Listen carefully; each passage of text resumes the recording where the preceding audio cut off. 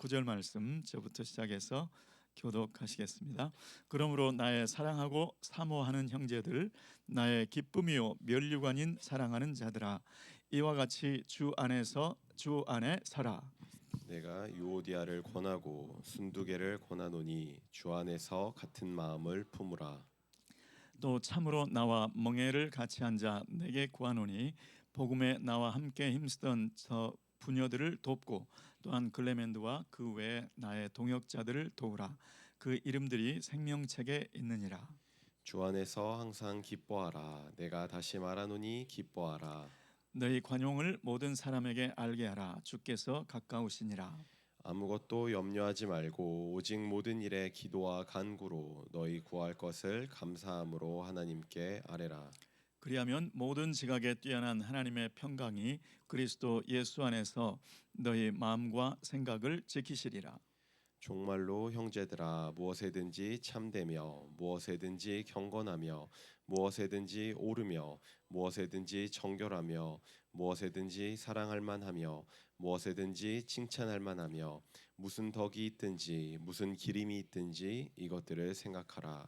우리 다 함께 너희는 내게 배우고 받고 듣고 본 바를 행하라. 그리하면 평강의 하나님이 너희와 함께 계시리라. 아멘. 아멘. 저는 오늘 주 안에서 굳게 서라라는 제목으로 은혜를 나누고자 합니다. 빌립보서 3장 말씀은, 지난 장의 말씀은 하나님께서 시작하신 구원을 가장 귀하게 여기는 신앙에 대해서 말씀하셨죠.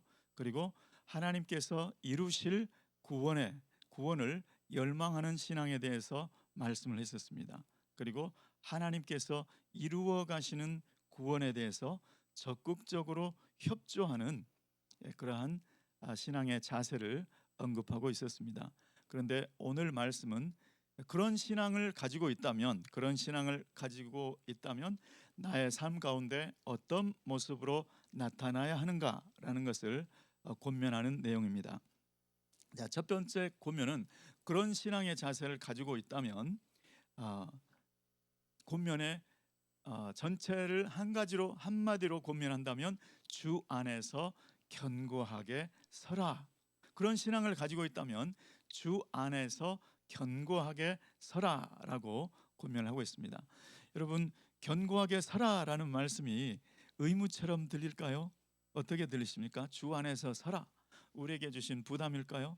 주 안에서 서라, 이 명령은 우리에게 주시는 명령일 뿐만이 아니라 축복인 줄로 믿습니다. 주 안에서라는 말은 주 안에서라는 말은 원인과 동력이 주님께 있을 때는 주님으로 인하여라는 말로 해석이 됩니다. 그러니까 주 안에서 서라, 이 말씀은 서는 원인이 주님께 있지 않습니까? 그러니까 주님으로 인하여 굳게 서라라는 말씀과 같은 것이죠. 여러분, 구약에 솔로몬 성전에 그 기둥이 2개가 있었는데 기억나십니까? 그 이름이 야긴과 보아스. 야긴은 그가 세우실 것이다. 보아스는 세우시는 능력이 그 안에 있다. 그러니까 주 안에서 굳게 서는 그 능력도 누구 안에 있나요? 하나님 안에 있다는 것이죠.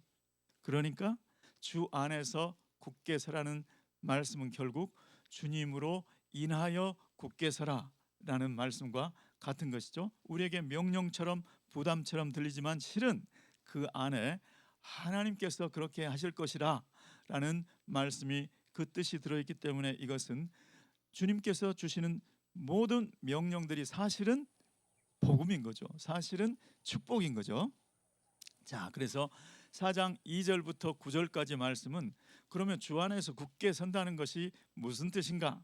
그것을 조목조목 가르쳐주고 있습니다. 자, 첫 번째로는 예수 안에서 있으니까 여러 가지 관계들이 있을 거예요. 예수 안에 있는 다른 지체들 간의 관계가 있을 것이고, 예수 안에 있기 때문에 머리 대신 예수님과의 관계가 있을 것이고, 예수 안에 있지만 이웃들과의 관계가 있겠죠. 예수 안에 있으면서 동시에 그 환경과의 관계가 있을 거예요. 이것들을 조목조목 말씀을 해주시는데, 첫 번째로는 지체들과의 관계에서 주 안에서 같은 마음을 품는 모습으로 나타난다. 같은 마음을 품어야 한다. 이렇게 말씀하고 있습니다. 자, 2절 말씀 우리 함께 읽어보시겠습니다. 2절 말씀 시작. 내가 유오디아를 권하고 순두개를 권하노니 주 안에서 같은 마음을 품으라. 이 말씀도 주 안에서 같은 마음을 품고 싶다고 모든 사람들이 그렇게 자연이 된다면 굳이 명령으로 줄 필요가 없었을 거예요. 주 안에서 같은 마음을 품는 동력은 사실은 그 원인은 주님으로부터 나오죠. 그러니까 주님으로 인하여 같은 마음을 품으라, 이렇게도 해석이 된다는 말씀이죠. 그런데 그것을 믿고 그것을 의지하고 내 힘으로 안 되니 주님을 의지하고 같은 마음을 품으라. 물론 요디아와 순두개 두 분한테 주시는 직접적인 말씀이지만 빌립보서 전체 교인들에게 그리고 저와 여러분들에게 주시는 말씀인 줄로 믿습니다. 자, 자기를 높이려는 마음, 그런 마음을 버리고 헛된 영광을 구하려는 그런 마음을 버리고 자기보다 남을 낮게 여기는 겸손으로 한 마음이 되어라. 이런 본면의 말씀이죠. 저와 여러분은 오늘 하루 정말 우리 지체들과의 관계에서 지체들을 나보다 낮게 여기고 그들의 말을 경청하고 겸손한 마음으로 한 마음 한 뜻이 되기를 예수 그리스도 이름으로 축원합니다. 두 번째로는 주님과의 관계에서는 주 안에서 항상 기뻐하라라는 말씀을 주십니다. 역시도 주 안에서라고 했으니까 주님으로 인하여 항상 기뻐하라. 주님과의 관계에서는 주님을 기뻐하는 그 모습으로 나타난다는 것이죠. 칭의의 소중함을 알고 영화를 갈망하고 성화에 적극적으로 협조하는 그런 신앙이라면 이런 자세로 나타난다는 거예요. 자, 우리 느헤미야서 8장 10절 말씀을 우리 다 함께 한번 읽어보시겠습니다. 시작. 느헤미야가 또 그들에게 이르기를 너희는 가서 살진 것을 먹고 단 것을 마시되 준비하지 못한 자에게는 나누어 주라. 이날은 우리 주의 성일이니 근심하지 말라. 여호와로 인하여 기뻐하는 것이 너희의 힘이니라 하고, 주님으로 인하여 기뻐하는 것이 우리의 힘인 줄 믿습니다. 주님으로 인하여 주님을 기뻐하는 것, 그것이 우리의 힘인 줄 믿습니다. 자, 그래서 하박국 3장 17절로 18절 말씀에도 환경은 어떻든지 나는 주님으로 인하여 기뻐하리라 이렇게 고백하고 있는데, 우리 하박국의 심정이 되어서 하박국 3장 17절 18절 말씀을 함께 읽어보실까요? 시작. 비록 무화과 나무가 무성하지 못하며 포도나무에 열매가 없으며 감람나무에 소출이 없으며 밭에 먹을 것이 없으며 우리의 양이 없으며 외양간에 소가 없을지라도 나는 여호와로 말미암아 즐거워하며 나의 구원의 하나님으로 말미암아 기뻐하리로다. 아멘. 비록 상황은 그럴지라도 나는 여호와 때문에 즐거워하고 여호와를 기뻐하고 나의 구원의 하나님으로 말미암아 나의 구원의 하나님을 기뻐하리로다. 이 고백이 저와 여러분의 고백이 되시기를 예수 그리스도의 이름으로 축원합니다. 아멘. 하박국은 어떻게 처음에 하나님 앞에 불평하러 나왔다가 어떻게 하나님 이 택하신 선민을 저 바벨론 같은 악한 몽둥이로, 저 바벨론 같은 악한 민족으로 심판을 하려고 하십니까? 말이 안 됩니다. 그럴 수 없습니다. 그런 심정으로 나왔는데 나중에 하나님께서 하실 그 통치의 섭리, 경륜, 그것을 하나님께서 보여주시고 깨닫게 하시자 이렇게 변화된 고백을 하고 있다는 것이죠. 여러분은 어떻습니까? 외양간에 송아지가 가득하십니까? 나는 하나님, 나는 내 옆에 배우자가 없는데요. 내가 필요로 하는 배우자가 없는데 어떻게 하나님으로 말미암아 기뻐할 수가 있겠습니까? 그런데 하박국처럼 배우자를 주실 것을 보고 하나님께서 나에게 배우자를 주실 것이다, 그것을 믿음으로 여호와로 인하여 예수로 인하여 예수님을 기뻐하시고 즐거워하시는 그러한 싱글 여러분 되시기를 예수 이름으로 축원합니다. 내 통장에는 잔고가 부족한데요. 내 통장에는 지금 쓸 돈이 없는데요. 내 가정을 위해서, 내 사업을 위해서 내 통장은 비었는데 어떻게 여호와를 인하여 여호와를 즐거워할 수가 있습니까? 어떻게 예수를 인하여 예수님을 즐거워할 수가, 기뻐할 수가 있습니까? 예수님께서 약속하신 것을 이룰 것을 믿기 때문에 기뻐할 수 있는 줄 믿습니다. 나의 하나님이, 빌립보서 4장 19절 말씀이죠. 나의 하나님이 그리스도 예수 안에서 영광 가운데 그 풍성한 대로 너희 모든 쓸 것을 채우시리라. 채울 것이 보여지기 때문에 비록 내 통장에 잔고가 없을지라도 예수로 인하여 예수님을 기뻐하시는 저와 여러분 되시기를 예수 그리스도 이름으로 축원합니다. 하나님, 내 몸에는 건강이 없는데요. 내 몸에 있어야 되는 건강이 없는데, 내 가족들의, 우리 자녀의, 우리 부모에게 건강이 없는데 어떻게 하나님을 기뻐할 수 있습니까?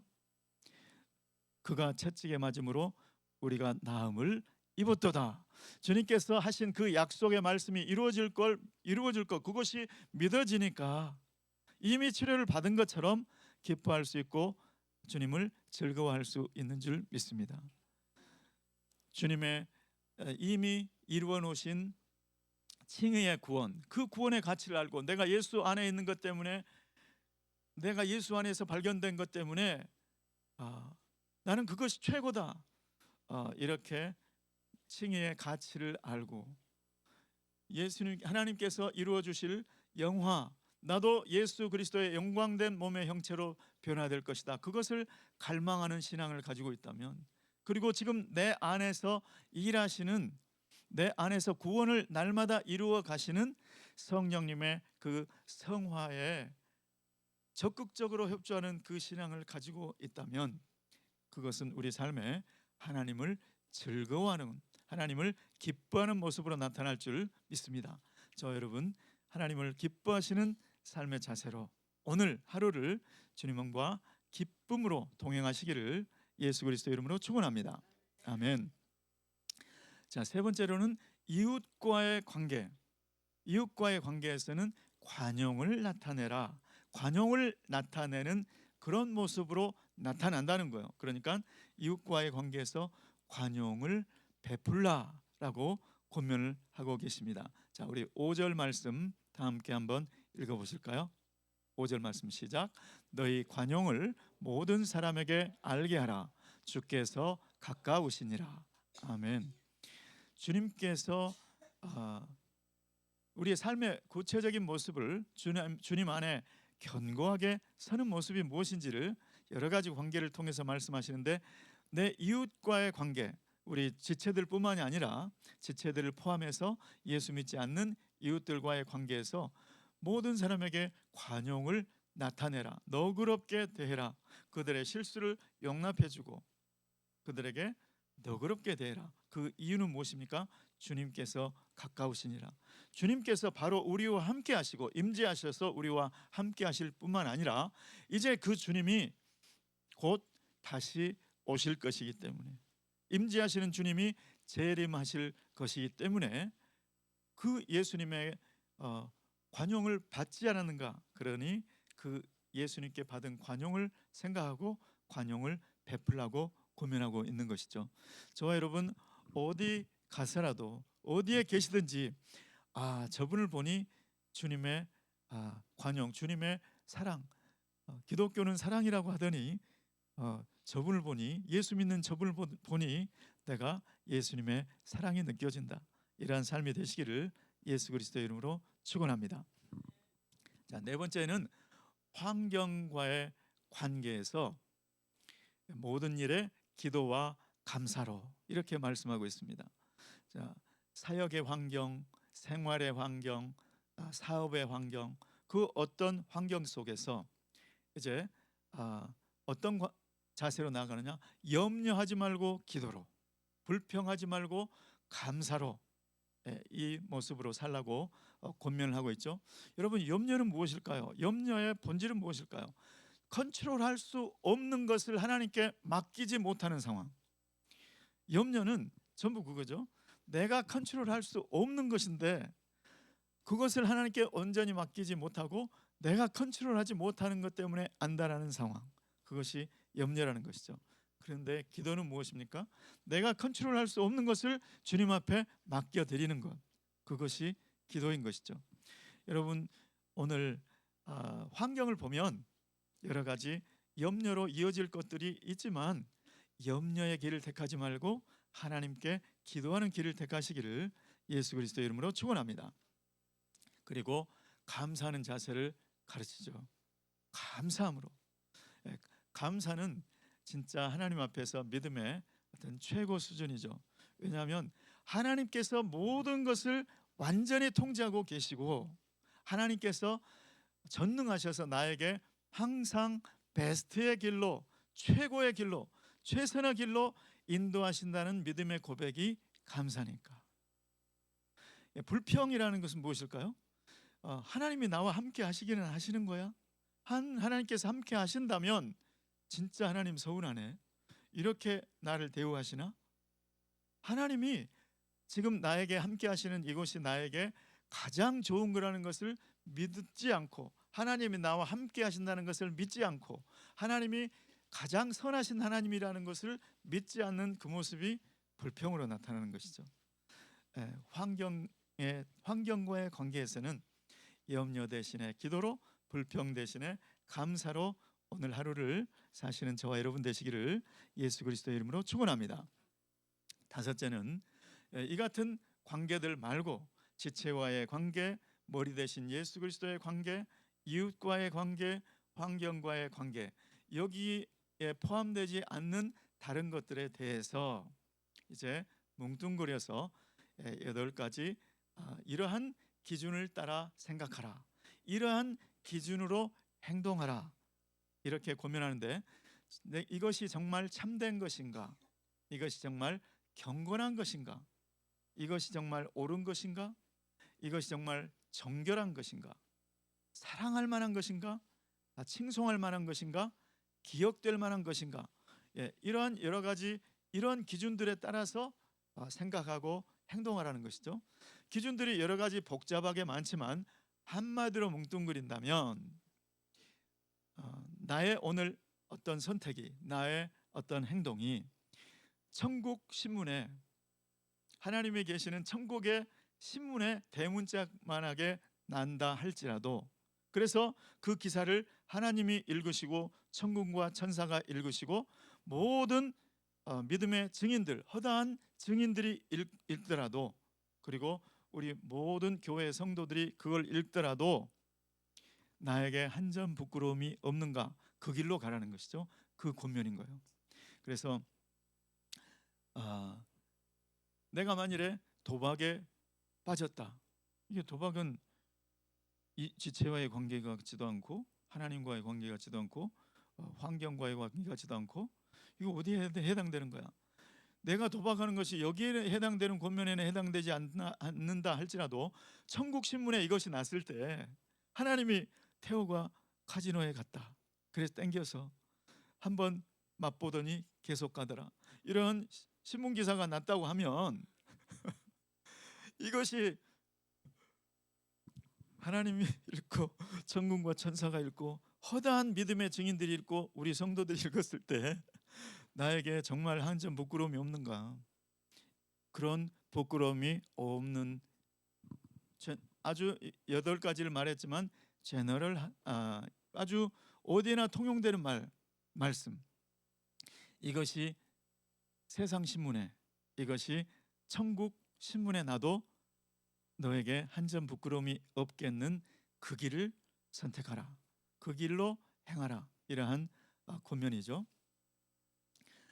그리고 이제 다음에 말씀하시는 교훈은 사도 바울의 가르침과 내가 가르친 것, 내가 모본으로 보여준 것, 그것을 본대로 행하라라는 권면입니다. 사실 머릿속으로 배운 것, 기억하는 걸 가지고 삶 가운데 이루어낸다는 것은 물론 가능은 하죠. 그런데 그것보다 더 확실한 방법은 내 머릿속에 어떤 그림이 그려져 있을 때. 맞아. 사도 바울이라면 어떻게 했을까? 사도 바울의 바울 사도의 그 가르침 사도 바울이 어떻게 살았는가 그 모습을 기억만 하면 사도 바울이 빌립보 성도님들과 얼마나 가까웠습니까? 그러니까 빌립보 성도들의 마음속에는 사도 바울의 가르침도 있지만 사도 바울의 삶의 모습이 그대로 있는 것이죠. 내가 너에게 가르쳐 준 것도 있지만 내가 너에게 보여준 모본 그것을 따르라 이렇게 권면을 하고 있죠. 자, 그러면 사도 바울이 어떤 삶을 살았는지 그 모본이 무엇이든지 우리 사도행전 20장 18절로 21절 말씀 우리 다 함께 한번 읽어보겠습니다. 시작. 그들이 오매 그들에게 말하되 아시아에 들어온 첫날부터 지금까지 내가 항상 여러분 가운데서 어떻게 행하였는지를 여러분도 아는 바니 곧 모든 겸손과 눈물이며 유대인의 간계로 말미암아 당한 시험을 참고 주를 섬긴 것과 유익한 것은 무엇이든지 공중 앞에서나 각 집에서나 거리낌이 없이 여러분에게 전하여 가르치고 유대인과 헬라인들에게 하나님께 대한 회개와 우리 주 예수 그리스도께 대한 믿음을 증언한 것이라. 아멘. 내가 물론 여기는 이제 에베소 교회 장로들을 불러놓고 에베소 교회 이야기한 것이지만 사도 바울이 에베소에서 따로 행하고 빌립보 교회에 따로 행했겠습니까? 그의 삶은 일관되게 같았으니까 에베소 장로들이요 내가 여러분 가운데서 어떻게 행했는지 잘 아십니다. 모든 겸손과 눈물로 아시아에 들어간 첫날부터 여러분들과 함께할 때부터 나는 눈물과 겸손으로 여러분들과 일관성 있게 함께했습니다. 유대인들이 얼마나 간교하게 나를 괴롭혔는지 그들에게 당한 그 시험을 다 참으면서 여러분들과 함께했습니다. 그리고 여러분들에게 유익한 것은 무엇이든지 공중 앞에서나 개인들에게나 다 이야기했다는 거예요. 그러한 삶, 그러한 모본, 모든 겸손과 온유로 하고 오래 참음과 사랑 가운데서 서로 용납함, 이것은 사도 바울의 가르침이었지만 그 가르침이 이미 빌립보 교회 성도들이 생각할 때 사도 바울의 삶이 빌립보 교회 안에서 보여준 삶이 바로 그러한 삶이었던 것이죠. 우리에게도 얼마나 좋은 모본이 있습니까? 우리에게 사도 바울의 모본이 있죠. 예수님의 모본, 예수님의 삶의 이야기가 우리는 보지는 못했지만 예수님의 삶의 모습은 그냥 우리에게 이미지로 영상처럼 남아있지 않습니까? 예수님의 모본, 또 가까이는 김광신 목사님의 모본, 또 한기용 목사님의 모본, 얼마나 많은 모본들을 우리에게 주셨습니까? 시청각으로 머릿속으로 기억되는 그것만 가지고 거기에 맞게 살라고 가능은 한데 하나님께서 더 확실한 모본들을 이렇게 많이 주시면서 그 모본을 따라서 살라 이렇게 권면하고 있는 것이죠.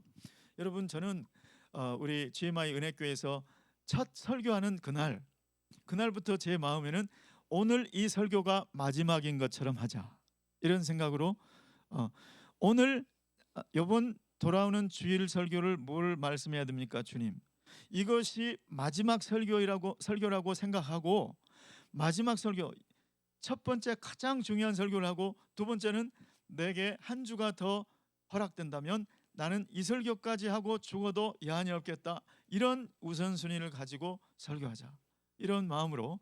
그래서 어제 무릎을 꿇고 여기 기도를 하는데, 태호야, 네가 오늘이 마지막인 것처럼 그렇게 나와 동행하자, 이런 마음이 확 드는데 그냥 눈물이 확 쏟아지더라고요.